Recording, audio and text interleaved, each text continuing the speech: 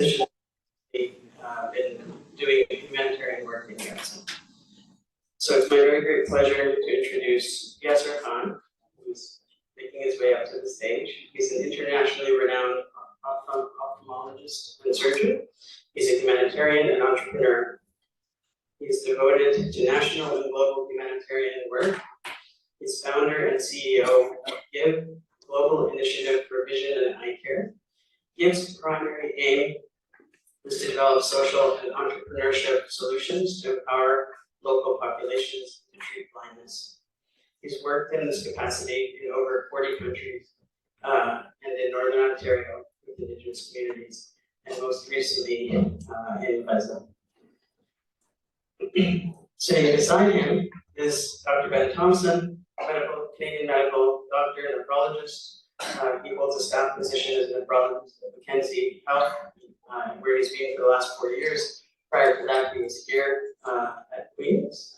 He's a distinguished academic and Master of Public Health candidate in the healthcare leadership and humanitarian health streams.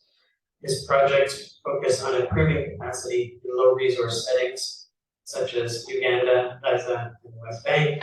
And he and both of these folks are wonderful advocates for Palestine and for turn it over to Yasser. You should have about 25 minutes to speak.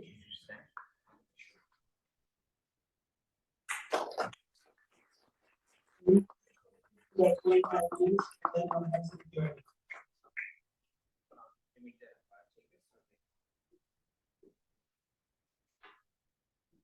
Thank you so much, Assalamu alaikum. Thank you so much for having me. It's really an honor and privilege to meet all of you and to see people who are so committed to justice and humanity. Because it's really an issue about humanity, much more than a pro-Palestinian issue. And really, the honor is mine to be here. I have been to Gaza twice. I was on the first North American mission that went way back in December, and that was back when we were all live streaming this genocide, and basically we getting quite depressed, and I was scrolling next to a scrub sink. When one of my colleagues, who's a thoracic surgeon, came in and said that, well, what's going on, Yasser? I said, well, here's what I'm doing, just depressed. I said, well, I'm going to Gaza. I said, what do you mean? You can't, this is like mid-December at that point in time. I said, well, nobody's getting in, like, what are you talking about? Somehow they've been working with an organization called Rahma, which had previously connections in Gaza for doing work there. He goes, listen, I need, if you're interested, you want to go? And I said yes without even thinking about it. I said, yes. I said, I'll just say yes and I'll think about it later. And he goes, well, I need your passport, your medical degree, and your blood type. And I had no clue what my blood type is. I said it's AB or O. I just said AB. That sounds neutral. I don't know what that means. So I gave my blood type and I texted right away. And a lot of things happened. I got basically 1 day notice, and I went. And I went a second time in March, the first week of Ramadan, and I came back, and really it's been the greatest privilege and honor, and even to be able to speak about my experience, which I'm going to do today. It's all from my experience on the ground and my many discussions with people on the ground. So.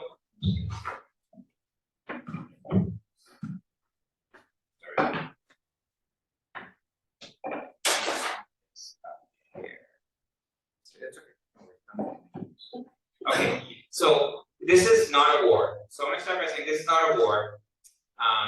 Words do matter. Israel is an apartheid colonial state and has been since its formation, as we just also heard a few minutes ago, for over 75 years. And this is a genocide, right? Words do matter. We should call it what it is. It is a genocide. And there's many, I've got some quotations here that we know. There's posters all over Israel that said victory equals 0 residents in Gaza, right?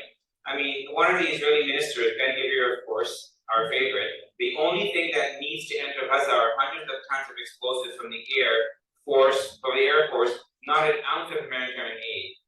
Our favorite military spokesman, Daniel Haidari, said the emphasis is on damage and not on accuracy.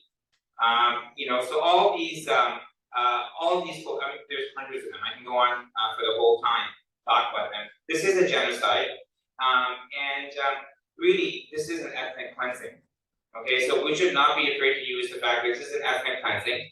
And Gaza, it has always been a concentration camp, right? I mean, for at least over 17 years, 97% of the water supply has been restricted. There's 4 hours of electricity even before this genocide started. And many sources said that by 2020, Gaza was going to be unlivable by 2020. So it was already a concentration camp. I mean, there's over 45,000 dead. There's much more than that. Nobody knows exact numbers, but over 45,000 dead, more under the rubble, over 100,000 either killed, maimed, or dead. It's probably closer to 200,000. And don't forget, I always say that being wounded in a scenario where the medical system has completely collapsed is a death sentence. I mean, it basically is better to die because it's a blessing. And over 20,000 are orphaned. And when, especially early on, but even now that they're doing in Rafah, they would carpet bomb. So when you drop a 2,000-pound bomb, and the way those who know Palestinian society was in Gaza is that families lived together, not in the same place, but they lived in adjacent apartment buildings, but they all lived around the same area. So when you carpet bombed everything, entire families were wiped out. And that's why something like over 1,400 families have gone from existence. And that's happening in Rafah right now as we speak. Entire families are being wiped out.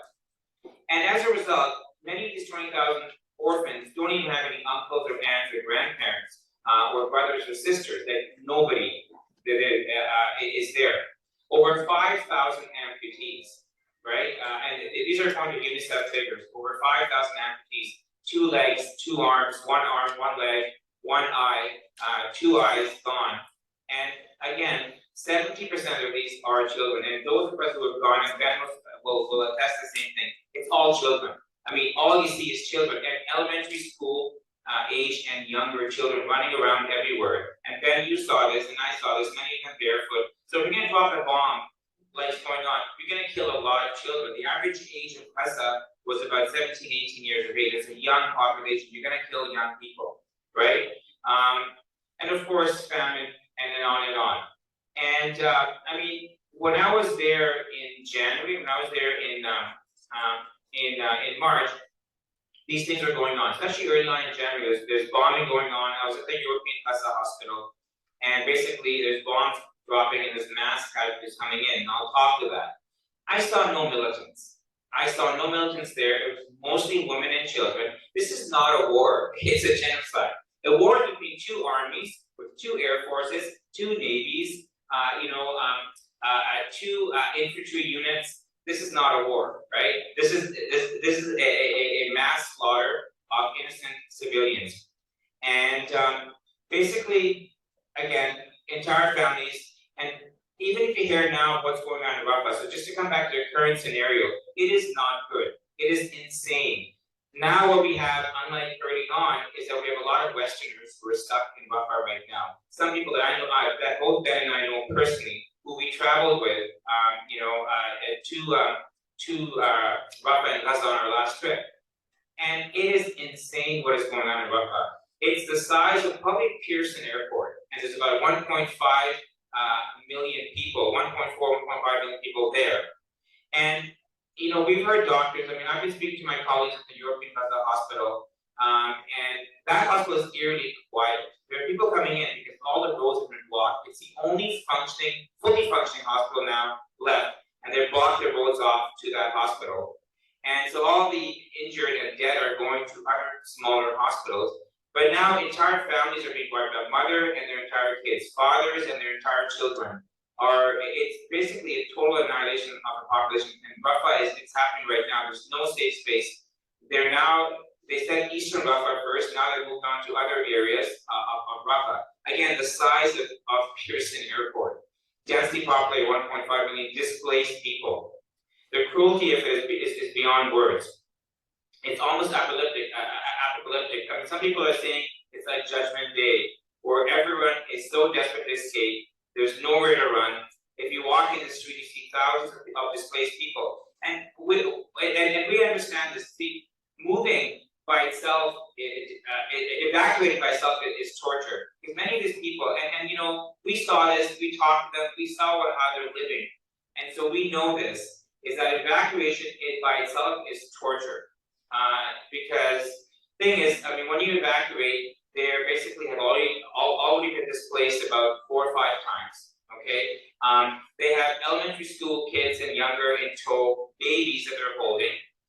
They have their belongings, their entire life's belongings in shopping bags or suitcases.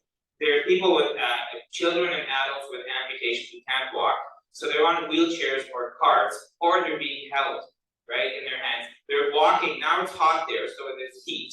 Many of them have no shoes, okay, and you've seen pictures of it, and that's true. Many of them, I saw kids running around with no shoes and that's how they get infected. They get chronic infections and they get amputations. And not just the direct result of the bombing and the missile attacks.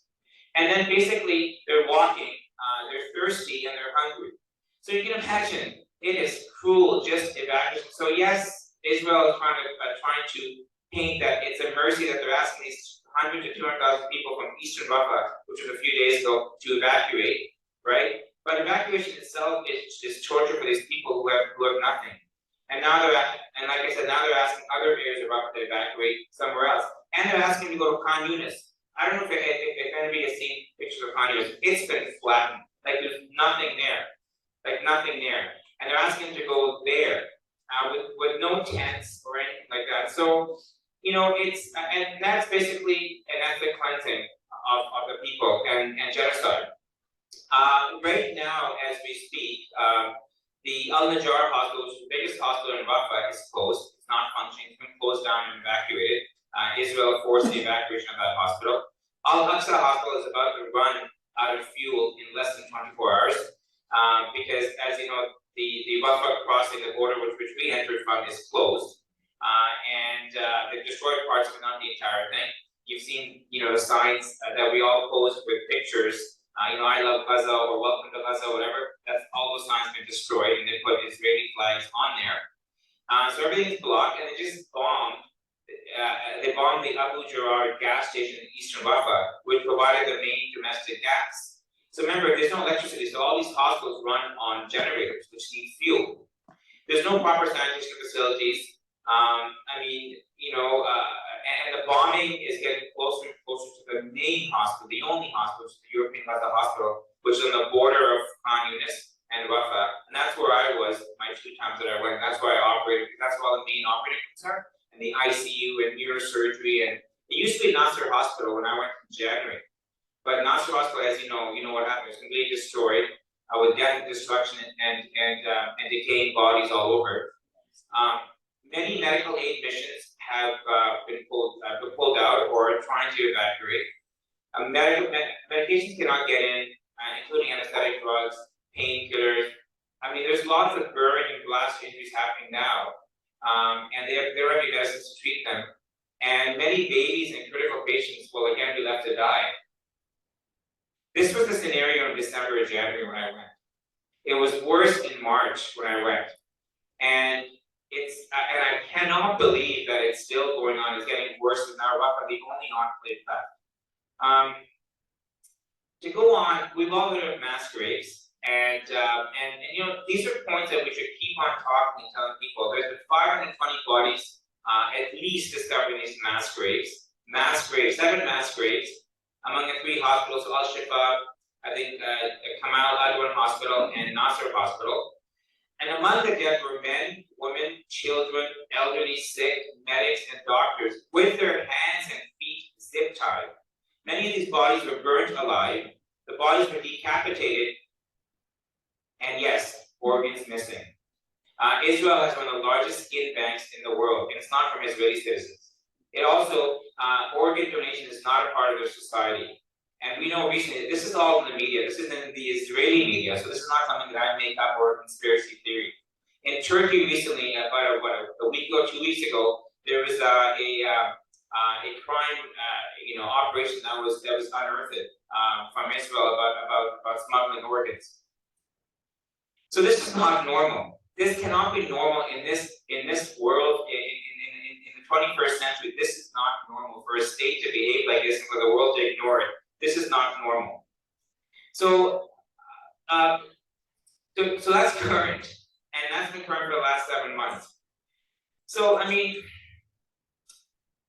when I went, I talked about my 2 trips, and I talked about the trauma that I saw and the trauma that still exists. And yes, it is true. I mean, when I went there was bombs dropping all around, and the key characteristic when I went to the European Gaza hospital was the drones. Because in those days, December, January, Nasser hospital was under attack. Khan Yunus was under attack. There was battle going on.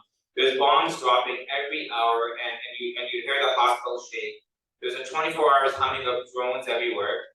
And the local doctors would say, well, give it about 15, 20 minutes and the mass casualties will start coming in. And they did come in. And they're still coming in. But just to give you an idea of what it's like for the doctors there right now in a trauma scenario. And Ben will talk about the other big problems, the chronic conditions, and people are dying in the thousands from those chronic conditions. Let's not forget those. But currently, the hospital is dealing with only trauma. I mean, chronic conditions are really in trouble because no one's talking about that. Even surgery, it's trauma. And so basically, you see these mass casualties come in, and it was just as you've seen on social media. It was just, the scene that I remember most that sticks out is a woman carrying her 8 or 9-year-old son. He was cold and dead, covered with bubble, and screaming in Arabic to the emergency staff, whoever will listen, to check his pulse, and there was no one because everybody was busy. And this child, I remember observing a child was thin because they're all starving, was thin with bones protruding, and you could tell that they're thin. But the child was dead, the boy was dead. And the scenes of which I'll never forget. I never want to encounter again, but I'll never forget as long as I live. Was the injuries all over the floor, people suturing without a local anesthetic, wounds. There's one episode that I remember. I was on my last day, my first time, was this 2-year-old baby that was on the floor with massive head trauma, had what's called a subdural hematoma. His mother, and again involved in an Israeli missile strike. His mother was up in the OR. She actually was a UN worker up in the OR, and some of the orthopedic surgeons from another mission knew her, and they were amputating her leg while her sister died and her nieces died, and this baby was left for 2 hours on the floor and nobody's paying attention because of the mass chaos. And he was finally discovered, and fortunately neurosurgery took him. I don't know what happened to the baby or the mom because I left the next morning at that point in time. In one day, guys, I saw 15 amputations, all children under 17. So 2 arms, 1 leg. I myself, as an ophthalmologist and as a facial plastic surgeon, I did, while I was there for 7 days, I did about 10 or 12 eviscerations, or what in layman's term is eye amputations or nucleations, because they're shrapnel. There's a certain, what I call the Gaza shrapnel face, because the Israelis have been using weapons that have not been used before in battle. So the battle-tested weapons, that's the other thing, battle-tested weapons have a higher value, in the weapons, weapons sales industry if they're battle tested. So they're using, from what the doctors on the ground describing, are using special drones and missiles that are created to cause maximum damage and injury. So they fire these shrapnels. One is called a Hellfire drone that fires these shrapnel that cause amputations and injuries at weird places. So usually most amputations occur at the elbow or the knee joint. These are mid-thigh, mid-arm, which are much more complicated and cause greater injury, greater death, greater handicap afterwards, and things like or disability. So shrapnel goes everywhere, and from an eye point of view, we don't expect something to happen, so nobody goes like this, right? When there's a bomb blast or explosive injury, we basically actually open our eyes because it's the fight or flight response that God has given us. We actually open our eyes. And so I saw horrible eye injuries. When I was there, I didn't treat a adults when I was there. Of course, adults are also getting injured, but it's 70% children. So who do you expect? So I saw kids I took the eyes out from kids that are aged 2, 4, 6, 8, 13, 14, and finally there's a 17-year-old whose eye I took out, who's still a child. But mostly younger elementary school children, right? And either it's 2 eyes or 1 eye. And I saw a 13-year-old girl with both eyes gone, right? And with a shrapnel face. But even the other surgeons took hours getting around. You know, unlike a bullet wound that goes in and out, the shrapnel stays there, right? It doesn't go. And they had like big pieces of shrapnel, whether it's metal, concrete, in people's bodies, and in my case, in people's orbit, eye sockets, and eyes that I had to take out. And I mean, you know,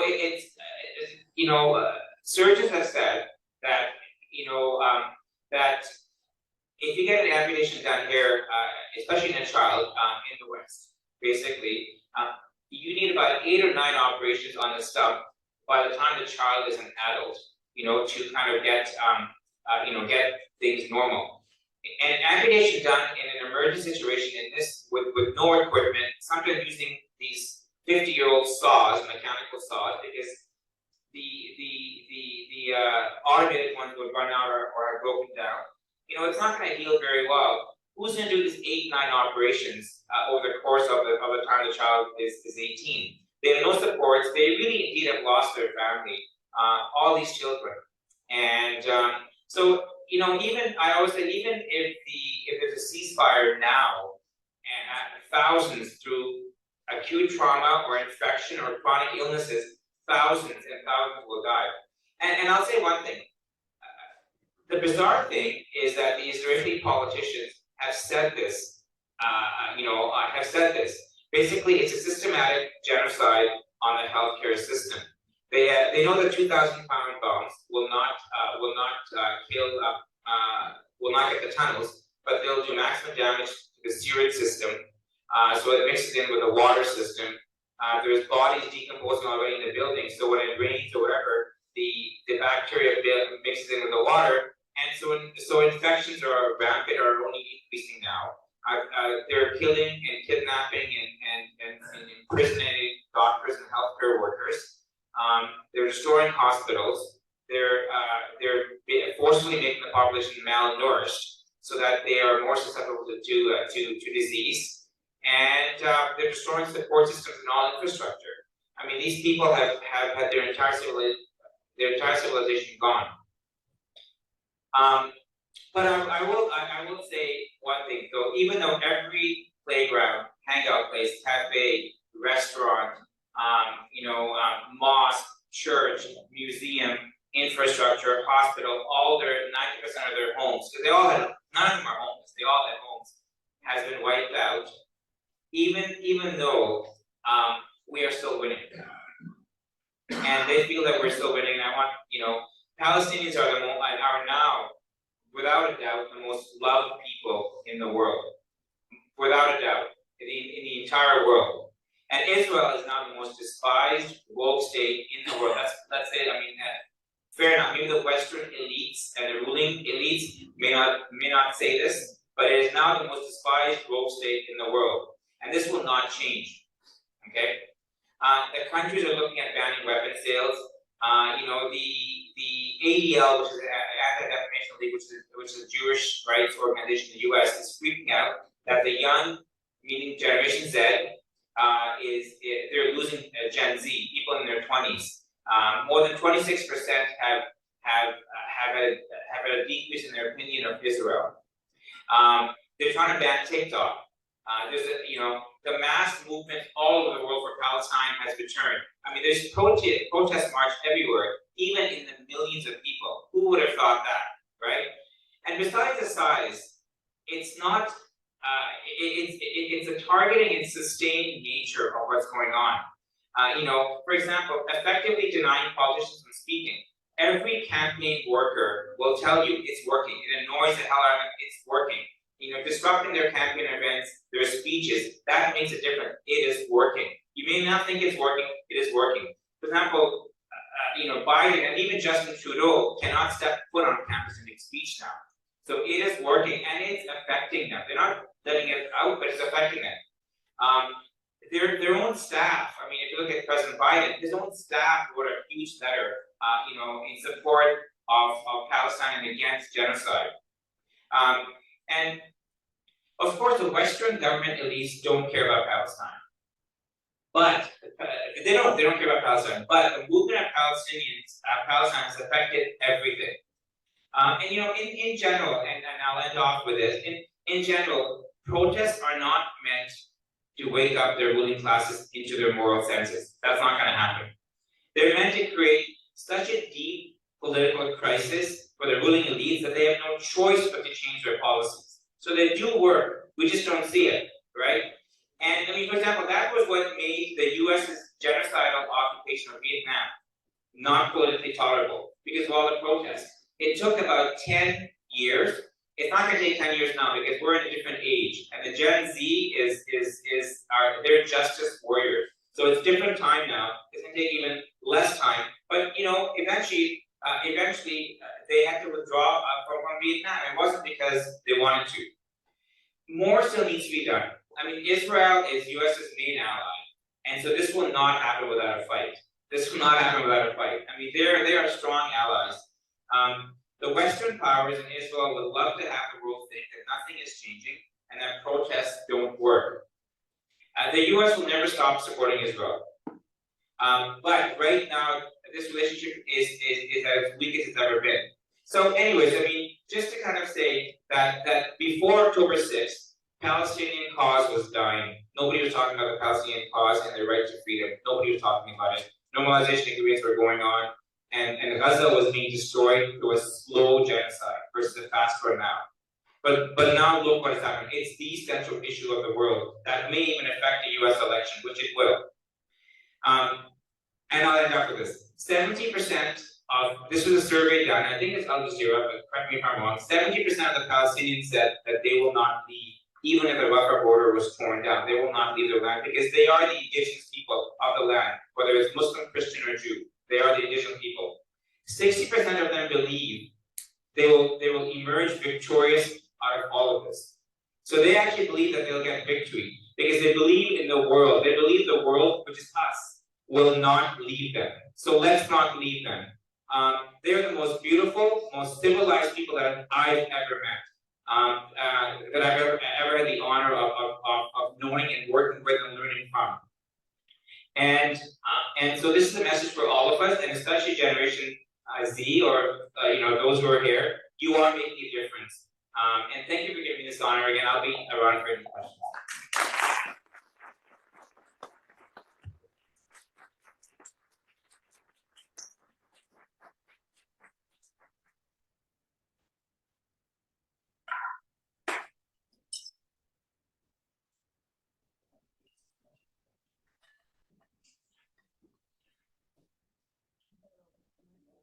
Hello?